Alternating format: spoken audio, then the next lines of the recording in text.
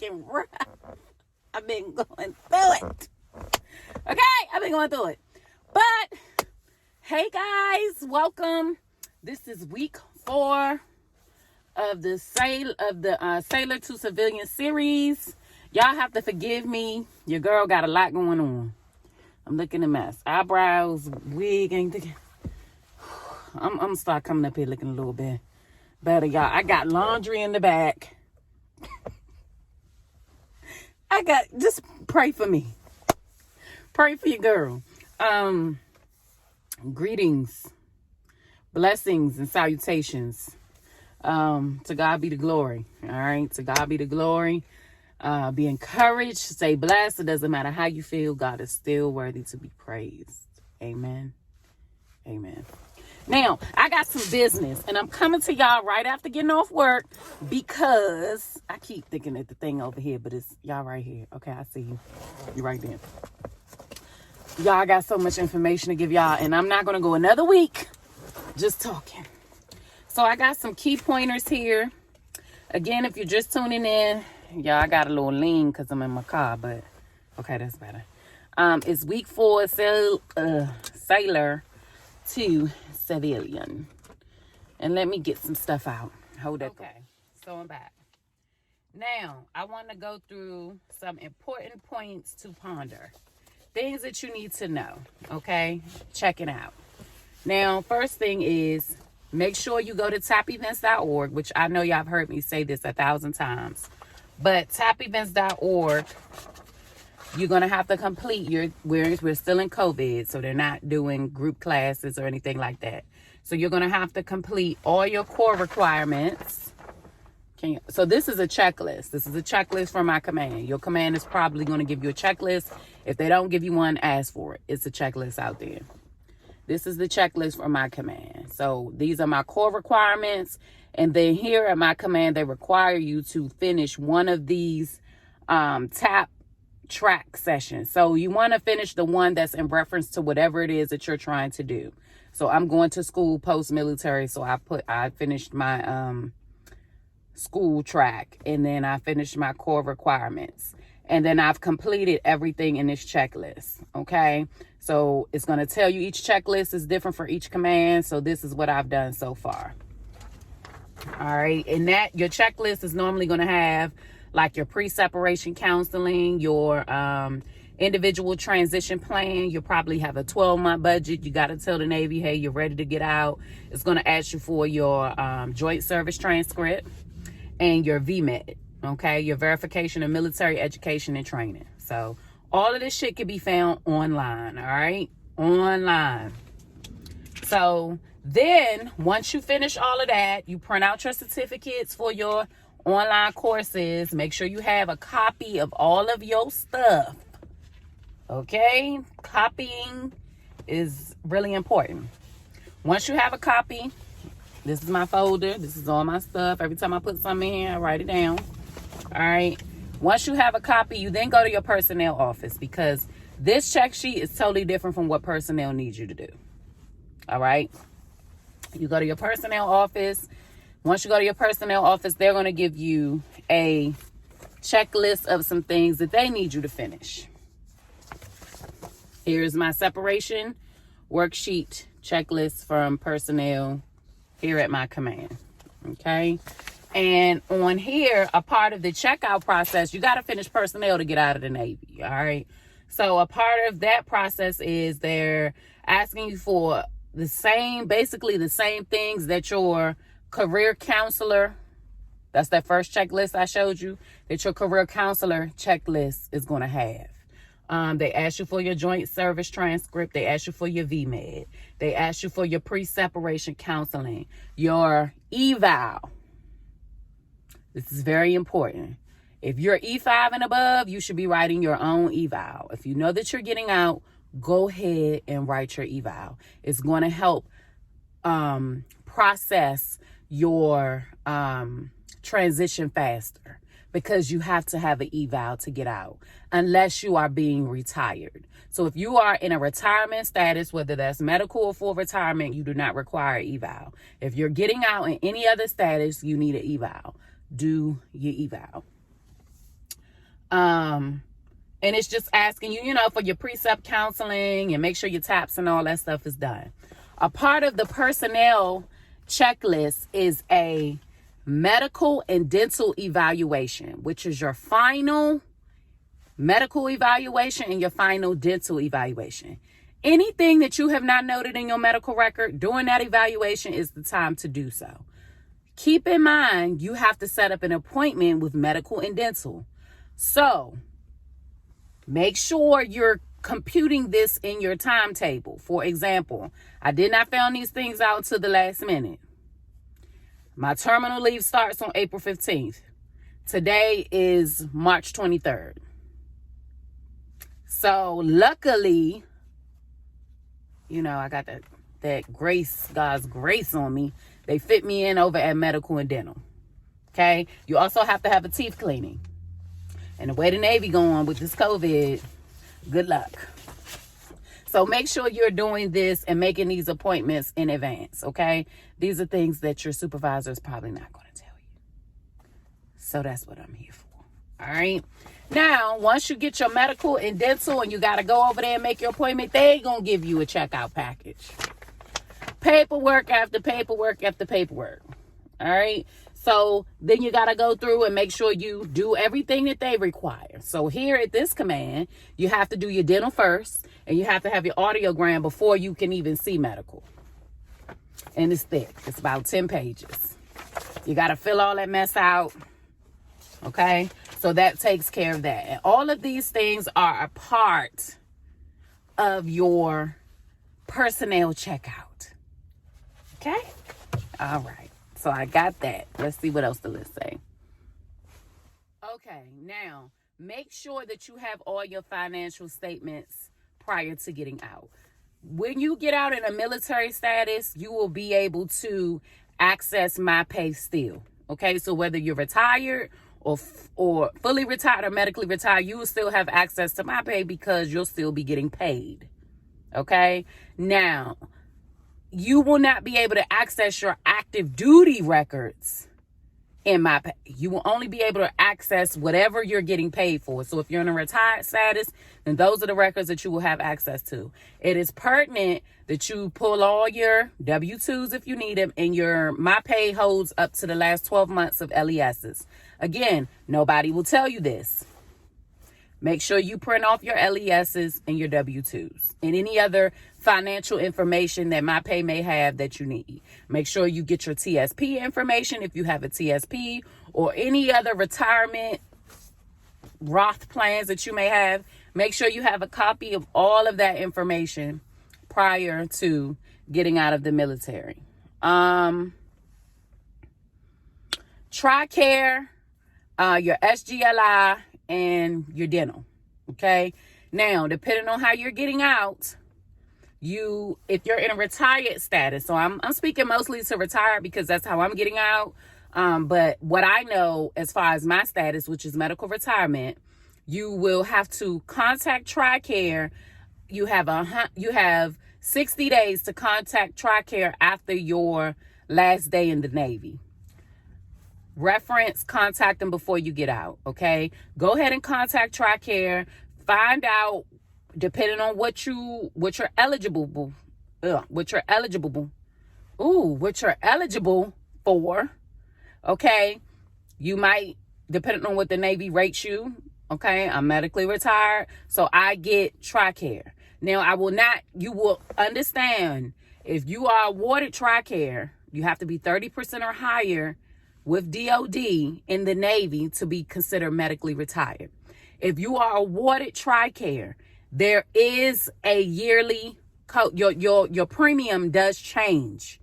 Okay, it does change. It's not as cheap as it is when you're active duty. Let me tell you that. But it's not ridiculously expensive. Okay, it's not. I recommend going with TRICARE. If you're blessed to also be getting VA at 100%, use both. Okay? Because what TRICARE won't take care of, VA might step in and cover, and vice versa. Okay? So if you're got 100% VA rating and you're also in a medically retired status, use it. That's what it's there for, especially if you have a family and children. Okay, so use that. You have to change that over. Your SGLI, you have 180 days after your last day, okay, after your detachment day, to contact Prudential and change your life insurance policy. The good thing about that is you can have, you don't have to get a medical exam as long as it's within the 180 days. My advice, Prudential does offer the same thing, $400,000, okay, for you. It's just at a different rate. Not crazy expensive, but not as cheap as when you're active duty. Okay, I think it's like $20-something when you're active. It might go up another $20, but I think that's still good for a great life insurance policy. And then you can also elect to have a separate policy for your family without them having to do a medical evaluation as well. Please, please, please take heed to that. VA. Everybody gets VA. You know what I'm saying? As long as you get out in good standings, you'll get VA. Now, what they don't tell you is you have to apply for the VA benefits. It's not just you get out, you could walk into a VA center and say, hey, I'm a veteran and I need medical attention. You can do that. But the first thing they're going to ask you is, hey, did you apply? VA.gov, apply for benefits, apply for your medical benefits, apply for whatever it is that you're trying to get, apply for your GI Bill. You can't just go to a school and say, hey, I used to be in the Navy. Here's my DD-14. I want to use my GI Bill. You have to apply for it. Then VA sends you out a letter saying, hey, this is what you're entitled to. This is what you will get. You take that physical letter to your school, and that's how you get the ball rolling. Okay, these are things that I kind of had to find out. All right. Apply for your VA, apply for your VRNE program, apply for your health benefits. You have to apply for that. It is given to you, but you have to do the paperwork for it.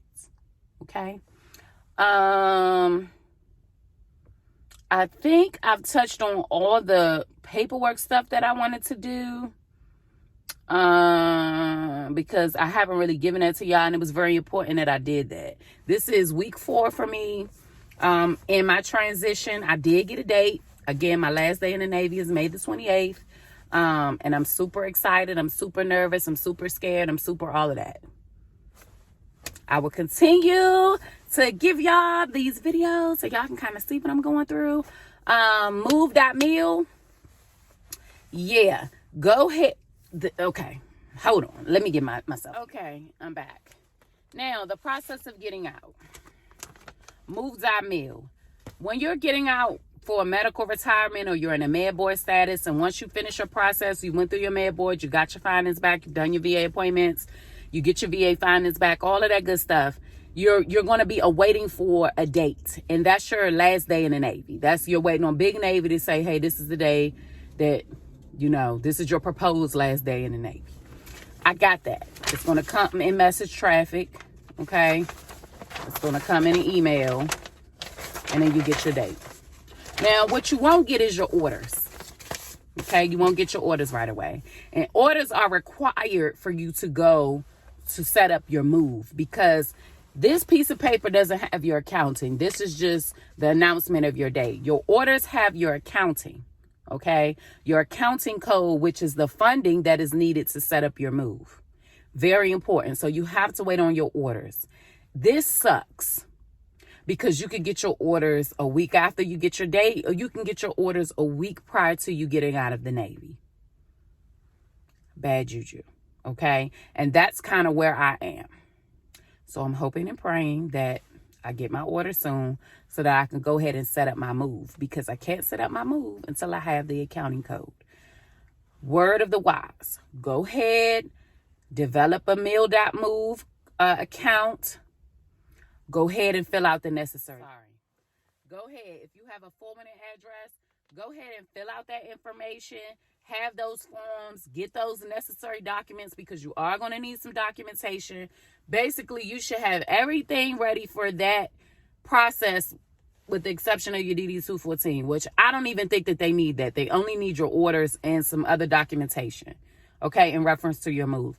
Be ahead of the ball. Right now, household good office is not open due to COVID. I think it's ridiculous. I'm sick of these civilians working, getting paid on our tax dollars and not being at work. There's no reason why you can't have at least one personnel, 1 to 2 people in an office working to help sailors, because sailors and other people in the military are still PCSing. So if we're PCSing, then we need the powers that be to assist us in that process. I'm sorry, I had to say it. It's ridiculous that they're working virtually. We need one person in the damn office to help you PCS and sailors. So if that's the case, stop PCSing people. You don't have anybody to assist them in their move, then why are we PCSing? I'm sorry. But that's neither here nor there. I know that sailors want to transfer and get out, and I'm one of them people. So, I mean, just some things just doesn't make any sense to me. These people need to be at work. They're working on our tax dollars. They need to be at work. You know what I'm saying? Like, they need to have their ass at work. Okay? So that they can assist people. Or they at least need to have people in proper places to assist. Because I'm over it. Okay? If personnel could be open, then damn household goods could be open as far as I'm concerned. But that's just my opinion. Anyway. Yes. So make sure you stay ahead of the curve. I had to drop this quick video. I did not want to go home and get involved in hair and business stuff before feeding you guys this information that I have been promising you for weeks. Thank you so much for rocking with me. I love you, angels out there. Make sure you stay encouraged. Keep God first. Pray about it. And when you pray about it, leave it in God's hands. All right? Because fear and faith don't work hand in hand. I'm telling you what I know. All right? Make sure you hit the subscribe button. It's free. Just hit the button and hit the bell. Okay? Hit the button and hit the bell. It's easy. It's free. Doesn't cost you anything. Thank you.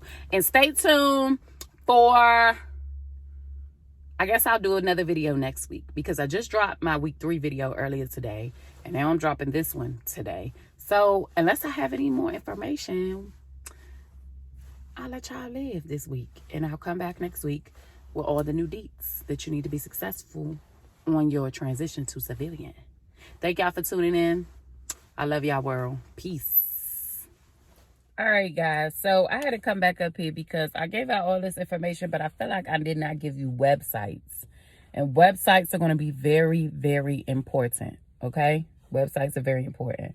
So for you to go and find your TAPS class and your core requirements and your track sessions, that is going to be tapevents.org. That's TAPEVENTS.org. Okay? In order for you to get your VMed, your verification of military experience and training, okay, you're going to go to milconnect.dmdc.osd.mil, or you can Google Mil Connect. That's MILCONNECT, Mil Connect, for your VMed. For your joint service transcript or your GST, you're going to go to gst.doded.mil, okay? Or you can Google joint service transcript, all right? These are very important. In order for you to go to register for your VA, like I told you, you need to go to ebenefits.va.gov, okay? So for you to register for things, you need to go to ebenefits.va.gov. And then you also need to have va.gov on hand as well. All of these are going to be instrumental and very vital in your process of getting out. Not only that, but post-military, you're going to need all of this information. So jot these websites down. They're super duper important. Okay, I gave y'all a lot of information today, and I did not give you the proper channels to travel to get there. So I had to come back up here and say that. All right, see y'all next week.